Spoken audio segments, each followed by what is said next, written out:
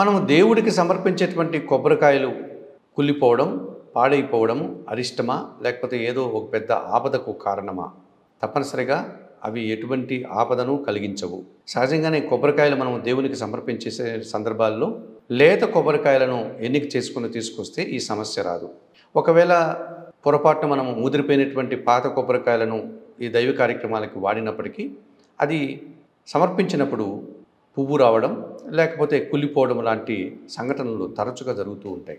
అలా జరిగింది అంటే మనకు రాబోయేటువంటి ఒక కష్టము, ఒక అరిష్టము ఈ రూపంలో తొలగిపోయింది అని భావించాలి.